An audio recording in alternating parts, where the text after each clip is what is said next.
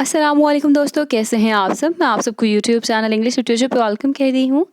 आज की वीडियो के अंदर जो टॉपिक हम कवर करने जा रहे हैं वो है एन अपॉलॉजी फॉर पोइट्री, जिसको एन अपॉलॉजी फॉर पोएजी भी कहा जाता है। और ये बुक लिखी है फिलिप सिडनी ने। ये हमारा लिटरेरी क्रिटिसिज्म का सब्जेक्ट है, जिसके अंदर हम ऑलरेडी सोक्रेटिस को भी कवर कर चुके हैं, प्लेटो को भी कवर कर लिया हम लोगों ने, एरिस्टोटल के बारे में भी बात कर ली थी, लॉन्जाइनस भी कवर कर लिया हम लोगों ने, एंड जो विलियम वर्ड्सवर्थ हैं, एक रोमांटिक पोइट, एक रोमांटिक क्रिटिक, उनको भी हम कवर कर चुके हैं। तो आज हम एक रेनेसेंस एज के बहुत फेमस लिटरेरी क्रिटिक जिनका नाम फिलिप सिडनी है, इनको कवर करने वाले हैं इस लेक्चर के अंदर। अगर आपने प्रीवियस लेक्चर्स नहीं सुने तो आपको लिंक डिस्क्रिप्शन में मिल जाएगा, आप उस लिंक के ऊपर क्लिक करके उन लेक्चर्स को अप्रोच कर सकते हैं।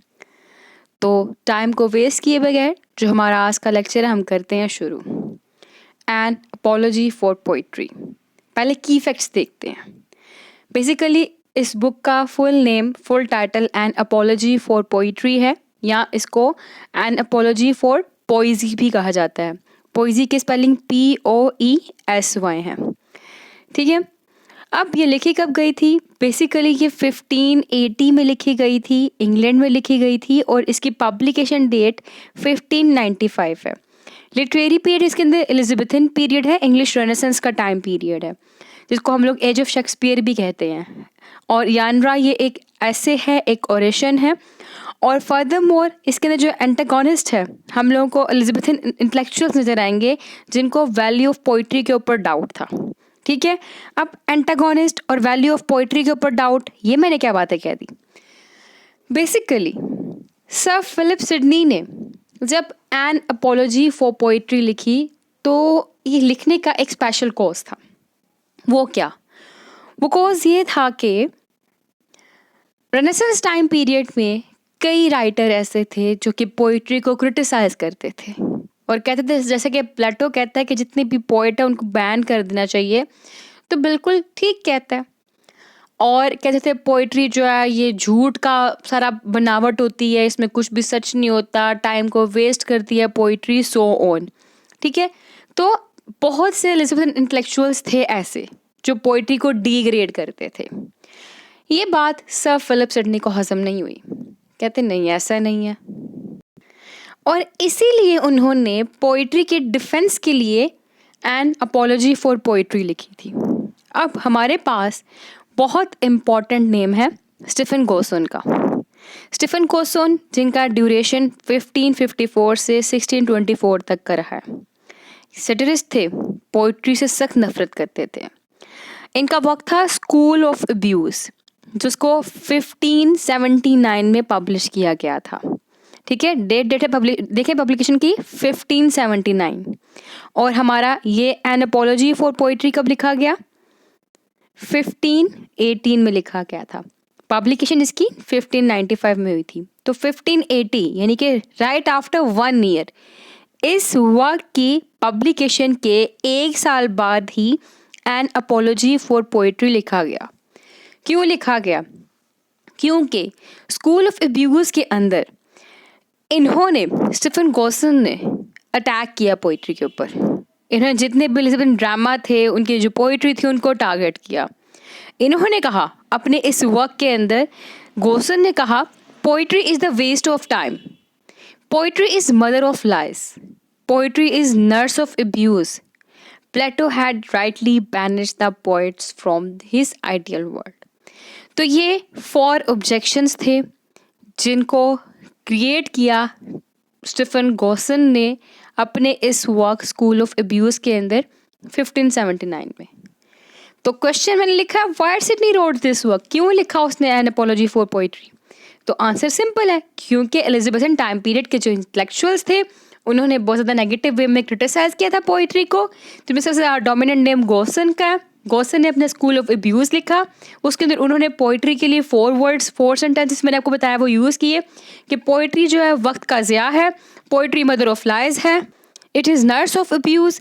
और प्लेटो ने अपने रिपब्लिक के अंदर कहा था कि जो पोइट्री है, जो पोइट्स हैं, उनको आइडियल वर्ल्ड से बैनिश कर देना चाहिए, बैन कर देना चाहिए, और बिल्कुल ठीक कहा था, ठीक है। ये कॉजेज़ थी जो मतलब रीज़न बना बेसिकली ये इनका रिस्पेक्टिव वर्क लिखने के लिए। फिर अब जो इनका रिस्पेक्टिव वर्क है एन अपॉलजी फॉर पोइट्री, ये बेसिकली रिनेसेंस इंग्लैंड के अंदर फर्स्ट मेजर क्रिटिकल ऐसे कंसीडर किया जाता है और ये फिलिप सिडनी का मास्टरपीस भी है, जिसके थ्रू फिलिप सिडनी ने जो इनके कंटेम्प्रेरीज थे जो पोइट्री के अगेंस्ट थे उनको आंसर दिया था और इन्होंने अपनी इस वर्क के अंदर पोइट्री को डिवाइन म्यूज़िक के तौर पे रिगार्ड किया। ठीक है, मीन्स इन्होंने पोइट्री के लिए डिवाइन म्यूज़िक का वर्ड यूज़ किया। अच्छा, आपने ना एन अपॉलजी फॉर पोइट्री सुनने के बाद ना जॉन कीट्स का odd on a Grecian earn का लेक्चर सुनना है। ठीक है, जहाँ पे आपको ये जो आइडियाज़ हैं ना फिलिप सिडनी के बहुत ज़्यादा क्लियरली नज़र आएंगे और आपको जो लिंक है odd on a Grecian earn का वो भी डिस्क्रिप्शन में मिल जाएगा। ठीक है, अब देखते हैं आगे कि हमारे पास क्या चार्जेस थे। हमने चार्जेस डिस्कस कर लिए हैं कि वेस्ट ऑफ टाइम है, मदर ऑफ लाइज है, अब्यूज़ है, बैनिश किया गया है, सब कुछ ठीक था। अब सिडनी ने कैसे इनका डिफेंस किया। नंबर 1, पहला पॉइंट देखें कि जी गॉसन ने कह दिया poetry is the waste of time, लेकिन सिडनी कहता है कि नहीं जी, पोइट्री जो है वो वेस्ट ऑफ टाइम नहीं है, बल्कि ये तो ग्रेटेस्ट सोर्स है लर्निंग का। इसके थ्रू इंसान बहुत से वर्चूज़, बहुत से ज़्यादा नेकियां, बहुत से ज़्यादा अखलाकियात सीखता है, लेसन सीखता है, मोरालिटी सीखता है। पोइट्री ना सिर्फ हम लोगों को वर्चू सिखाती है बल्कि हमारे माइंड को फोर्स करती है कि हम लोग वर्चुअस एक्ट भी करें, यानी कि हम लोग हमारे एक्शन के अंदर वर्चुअस जो है चीज़ें वो लेके आए। हमारा जो बिहेवियर है, हमारा जो एक्शन है वो वर्चुअलिटी बेस्ड हो, मीन्स टू से दैट के नेकी के ऊपर बेस करता हो, हम अच्छाइयाँ करें। प्लेटो ये भी कहता है कि तुम कहते हो कि वेस्ट ऑफ टाइम है, ये वेस्ट ऑफ टाइम नहीं है। फिलोसफी के अंदर एक तरीका अपनाया जाता है, हिस्ट्री के अंदर अगला तरीका अपनाया जाता है। दोनों जो है वो डिफरेंट मेथड के थ्रू एक पर्सन को सिखाते हैं, लेकिन जो पोइट्री है, पोइट्री एक साथ 2 काम कर रही होती है। पोइट्री एक साथ सिखा भी रही होती है और एक ही साथ आपको अम्यूज़मेंट भी प्रोवाइड कर रही होती है। ठीक है, तो ये इसने कहा कहता है poetry is not waste of time, instead it is the greatest source of learning. It is the noblest kind of learning because it teaches us virtue and it moves our minds to pursue virtuous action. Furthermore, nothing can both teach and amuse so much as poetry does. तो इस point का answer क्या है कि ये waste of time नहीं है बल्कि ये तो नॉबलेस्ट काइंड ऑफ लर्निंग है। सिंपल। नेक्स्ट है जी, उसने कहा कि poetry is mother of lies, लेकिन हमारा पोइट कहता है कि पोइट्री जो है वो मदर ऑफ लाइज तो नहीं है, क्योंकि पोइट कभी कहता ही नहीं कि मैं जो लिख रहा हूँ वो सच है, और पोइट कभी ये भी नहीं बताता कि क्या हुआ है या क्या होगा। पोइट तो ये कहता है कि क्या होना चाहिए या क्या होना चाहिए था और क्या करना चाहिए था। ठीक है, पोइट तो मशवरा देता है, ठीक है, फैक्ट नहीं बताता। और वहाँ पे वो डिफरेंट जो प्रोफेशंस हैं उनकी एग्जांपल देता है। कहता है एस्ट्रोनॉमर है जिसका काम क्या है, सारा का सारा स्टार से रिलेटेड नॉलेज। कहता है वो हो सकता है झूठ बोलता हो जब वो अपने हाइट ऑफ स्टार्स हैं उनकी मेजरमेंट की बात कर रहा हो, तो हो सकता है वो झूठ बोलता हो, क्योंकि जो उसने मेजरमेंट ली उसके अंदर कोई ना कोई चेंजेस आ सकती हैं। ठीक है, तो एक एस्ट्रोनॉमर जब अपना रिकॉर्ड प्रेजेंट करता है तो वो उसमें कुछ ना कुछ झूठ ऐड कर देता है। फिर उसने दूसरे प्रोफेशन जियोमेट्रिशियन की बात की। कहता है जियोमेट्रिशियन ने कोई प्रोपोजिशंस दी हैं, लेकिन बाद में क्या हुआ, वो प्रोपोजिशंस चेंज हो गई। तो इट मीन्स कि जियोमेट्रिशियन है वो भी झूठ बोल सकता है क्योंकि जो उसकी प्रोपोजिशंस थी वो फॉल्स प्रूफ हुई हैं। फिर फिजिशियन, कहते हैं फिजिशियन भी जो है वो एक लायर होता है। कैसे कि उसने एक पेशेंट को मेडिसिन दी, उस मेडिसिन से पेशेंट की डेथ हो गई, लेकिन उस फिजिशियन ने उस बात को मानने से इनकार कर दिया, तो मतलब फिजिशियन भी लायर हुआ। और फिर वो हिस्टोरियन की बात करता है। कहता है हिस्टोरियन भी जब वो हिस्ट्री लिखता था तो वो बायस्ड होकर लिखता था, यानी कि जो उसने हिस्ट्री लिखी अपनी मर्जी से लिखी, जिसको अच्छा करके दिखाना चाहा दिखा दिया, जिसको बुरा करके दिखाना चाहा दिखा दिया। तो हिस्टोरियन भी एक झूठा पर्सन होता है। ठीक है, तो इसने इनकी एग्जाम्पल देके कहा कि ये सब झूठ बोल सकते हैं, लेकिन पोइट ने कभी भी कुछ भी अफर्म नहीं किया कि मतलब यही चीज़ है तो एज इट इज़ है। पोइट ने कभी भी कोई भी ट्रिक नहीं लगाई अपने रीडर को कन्विंस करने के लिए, या जो उसने लिखा है वो सब कुछ सच है, ये चीज़ अपने रीडर को मनवाने के लिए। बल्कि पोइट तो जब पोइट्री करता है वो म्यूज को एड्रेस करता है। म्यूजिस मतलब गॉडेस ऑफ पोइट्री, उसको एड्रेस करता है, मतलब वो अपना काम ही एक रिलीजियस वे में स्टार्ट कर रहा होता है। तो इट मीन्स उसकी जो पोइट्री है वो ऑटोमेटिकली ट्रू के ऊपर या फिर रियलिटी के ऊपर बेस कर रही होगी, दो वो एड्रेस करता है म्यूजिस से, ठीक है। लेकिन उसने कभी ये नहीं कहा कि क्या चीज़ हुई, जैसे कि हिस्टोरियन बताते हैं, क्या चीज़ होगी जैसे कि हिस्टोरियन बताते हैं, कभी भी नहीं उसने से कहा। लेकिन वो यही बताते हैं व्हाट शुड बी और व्हाट नॉट शुड बी, ठीक है, और व्हाट शुड नॉट, क्या होना चाहिए और क्या नहीं होना चाहिए। क्लियर हो गया वाला पॉइंट। तो इसलिए कहता है ये प्रोफेशंस हैं, ये झूठ बोलते हैं, पोइट इतना झूठ नहीं बोलता जितने ये झूठ बोलते हैं। इसलिए पोइट्री जो मदर ऑफ लाइज नहीं है। Poet does not lie because he never affirms that his fiction is true and can never lie. वो कभी कहता ही नहीं, कहता पोइट तो कभी कहता ही नहीं कि इसका जो फिक्शन है वो सच है और वो कभी भी झूठ नहीं बोल सकता। फिर कहता the poetic truths are ideal and universal, therefore poetry can not be a mother of lies. फिर इनकी एग्जाम्पल मैंने आपको बता दी, और व्हाट शुड बी और व्हाट शुड नॉट ये भी मैंने आपको क्लियर कर दिया। तो ये था सेकेंड पॉइंट का आंसर, ठीक है, किस तरह उसने डिफेंस किया। देन द थर्ड चार्ज कि it is nurse of abuse, ये जो है लोगों को करप्ट कर देती है, ये अब्यूज़ मतलब पावर रखती है, ये लोगों के ऊपर झूठे इल्ज़ाम लगाती है, लोगों को करप्ट करती है। और बेसिकली कहा गया कि पोइट्री जो है वो मैन की जो विट है उसको अब्यूज़ करती है। जैसे वो बात करते हैं कि कुछ पोइट्री ऐसी होती है कि वो इंसान की जो सोचने की सलाहियत है उसको ही बैन कर देती है, उसको लस्टफुल बना देती है, उसको सिंफुल एक्शन परफॉर्म करने की तरफ ले जाती है। इसी तरह से ही फर्दर गोसन कहता है कि जो कॉमेडी है वो रीडर्स के माइंड को वीक कर देती है क्योंकि उसके अंदर बहुत ज़्यादा ओमरस कंसीट डाली गई हैं। इस तरह से जो लिरिकल पोइट्री है उसमें पैशन ऑफ लव डाले जाते हैं, वो भी लोगों को कमज़ोर करते हैं। इस तरह से जो एलेजिक पोइट्री है वो भी क्या करती है, वो लोगों को उदास कर देती है, ठीक है। क्यों? क्योंकि इसे लेमेंट किया जाता है। तो ये सब क्या है, ये काइंड ऑफ अब्यूज़ है जो कि एक मैन को वीक बना देती है। तो इसलिए फिलिप सिडनी आगे से कहते हैं कि अगर किसी आदमी ने पोइट्री लिखी है जो कि पैशन पे बेस करती हो, जो कि एक इंसान के अंदर एरोटिक फीलिंग अराइज करती हो, लस्टफुल लव एंड सिलफुल एक्शन की तरफ लेके जाती हो, तो इसमें पोइट्री का क्या कसूर है? इसमें तो लिखने वाले का कसूर है, आदमी का कसूर है।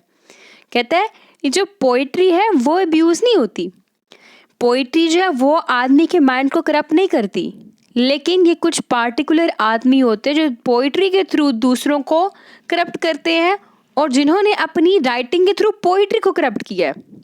समझ लग रही मेरी बात की कि उसने कहा कि पोइट्री जो है वो ह्यूमन बीइंग को करप्ट नहीं करती, बल्कि ह्यूमन बीइंग खुद जो कि अंदर से करप्ट होता है वो करप्ट वे में पोइट्री कर रहा होता है, और वो अपने करप्ट माइंड होने की बेस पे ही पोइट्री को करप्ट कर देता है।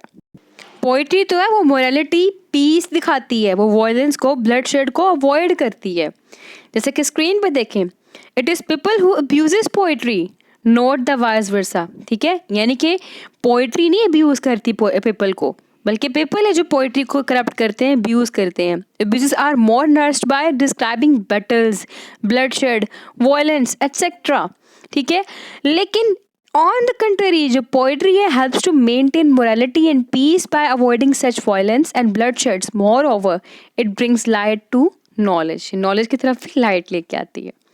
ये था इसका थर्ड जो चार्ज था उसके बारे में डिफेंस। अब fourth one, Plato had rightly banished the poets from his ideal world. ये गोसन ने कहा था, फोर्थ चार्ज था। तो बेसिकली हमारे जो फिलिप सिडनी है वो कहते हैं कि प्लेटो जो है ना वो पोइट्स को बैनिश नहीं करना चाहते थे, वो पोइट्री को बैनिश करना चाहते थे। और पोइट्री कैसे की? ऐसे की पोइट्री जिसके अंदर करप्शन हो। और वो करप्शन कहाँ से आई? थर्ड पॉइंट कि एक करप्ट आदमी ने ही करप्ट पोइट्री की थी, ठीक है, इसीलिए।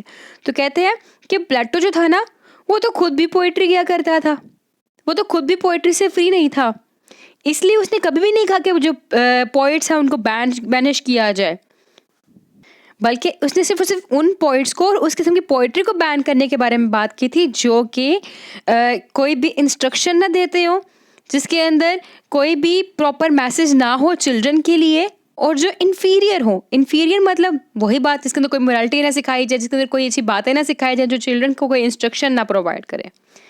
स्क्रीन पे देखें, Plato in his Republic wanted to banish the abuse of poetry, not the poets. He himself was not free from poetically, which we can find in his dialogues. कि वो खुद भी पोइट्री किया करता था। Plato never says poets should be banished.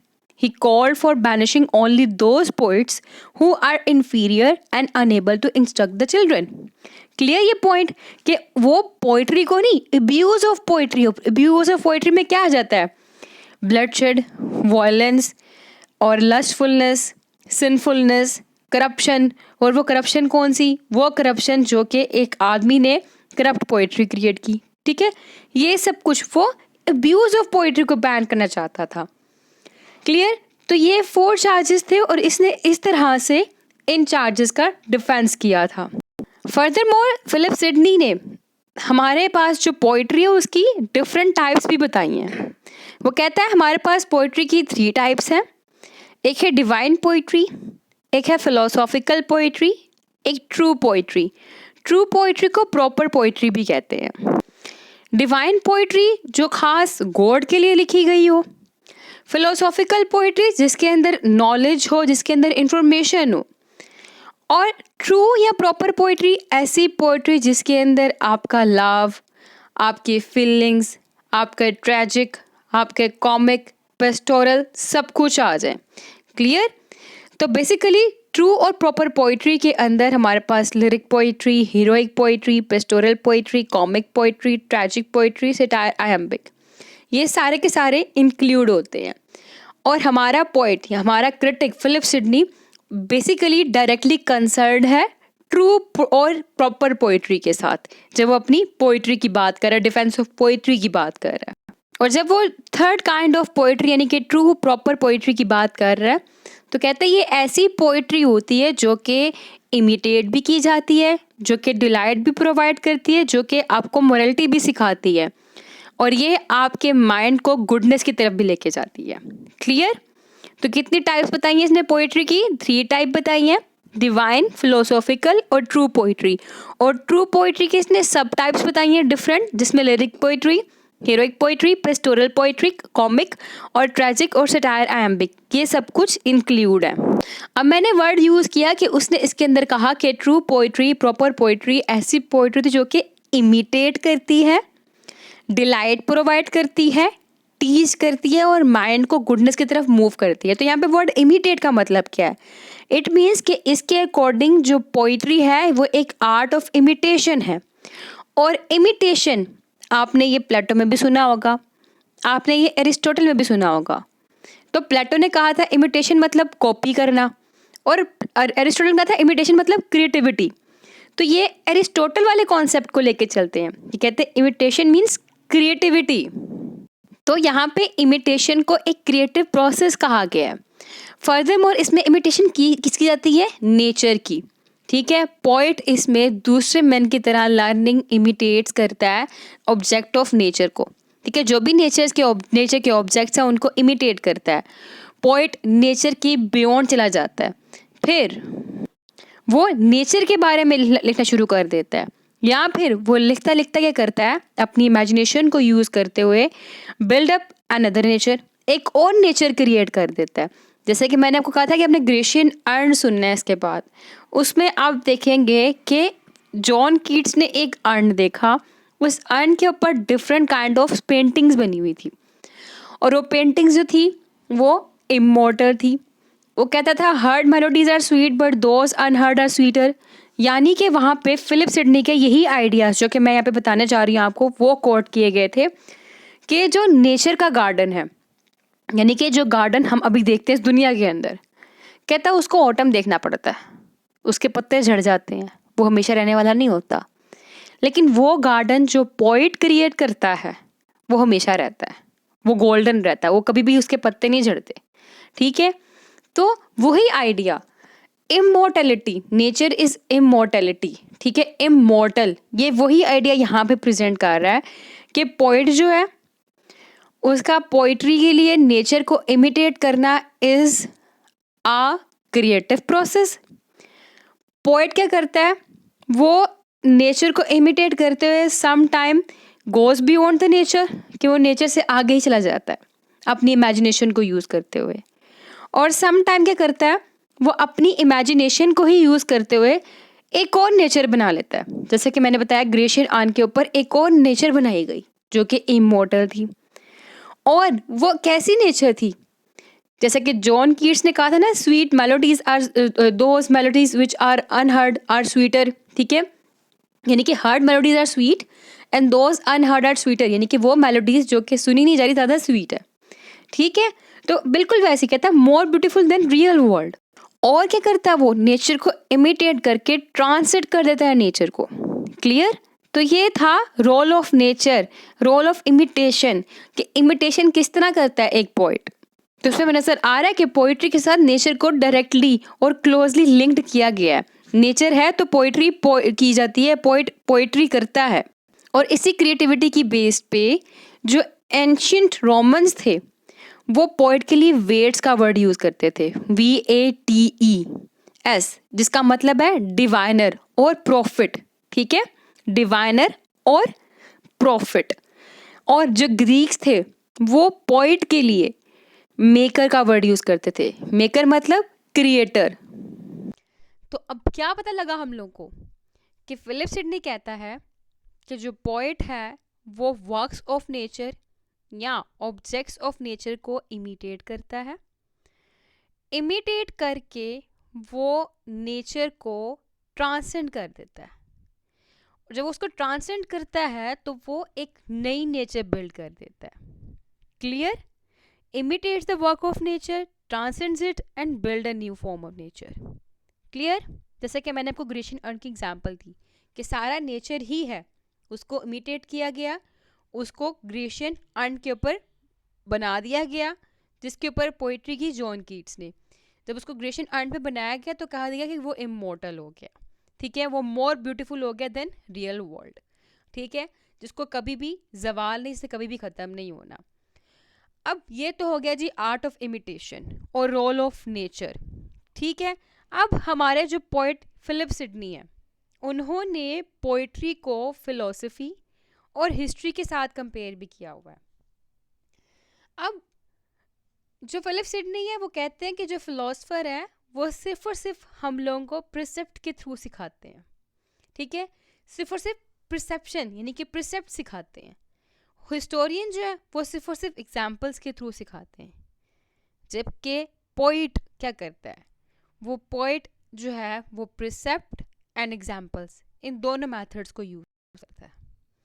फिर ये कहते हैं कि जो फिलोसफर है वो वर्च्यू को ना एक एब्स्ट्रैक्ट मैनर में कन्वे करते हैं, जबकि जो हिस्टोरियन है वो एक्चुअल हिस्टोरिकल एग्जाम्पल के थ्रू वर्च्यू एंड वाइसेस सिखाते हैं। और जिस टाइम पे हिस्टोरियन एक्चुअल हिस्टोरिकल एग्जाम्पल के थ्रू वर्च्यू एंड वाइसेस सिखा रहे होते हैं तो उनके ऊपर लिमिटेशन होती है कि उन्होंने जो चीज़ एक्चुअली में हुई है उसी तक लिमिटेड रहना होता है, उससे आगे नहीं जाना चाहिए, वो आगे जा ही नहीं सकते। ठीक है, ये होता है हिस्टोरियन का रोल और ये होता है फिलोसफर का रोल। जबकि पोइट्री में क्या होता है, पोइट जो है वो वर्च्यू को concrete portrayal of virtuous characters के थ्रू कन्वे करता है। और इसके अलावा पोइट को हिस्टोरिकल बेस्ड जो एग्जाम्पल होती है वहाँ तक लिमिटेड नहीं रहना चाहिए। बेसिकली पोइट जब भी वर्च्यू एंड वाइसेस सिखाने की कोशिश करता है तो वो जैसे चाहे वैसे पॉइंट्स को मोल्ड कर सकता है। इसीलिए जो पोइट्री है वो सुपीरियर है फिलोसफी और हिस्ट्री से, और जो पोइट है वो सुपीरियर है फिलोसफर और हिस्टोरियन से। फर्दर मोर कहते हैं जो हिस्ट्री है वो डिस्क्राइब करती है व्हाट वाज एक्चुअली डन, लेकिन ऑन कंट्री जो पोइट्री है वो बताती है कि क्या चीज़ होनी चाहिए थी, मतलब क्या चीज़ सूट करती है। जो मैंने पीछे बताया व्हाट शुड बी और व्हाट शुड नॉट, ठीक है, ये वाला पॉइंट। फिर फर्दर कहते हैं हिस्ट्री डील करती है पार्टिकुलर से, लेकिन पोइट्री डील करती है यूनिवर्सल से।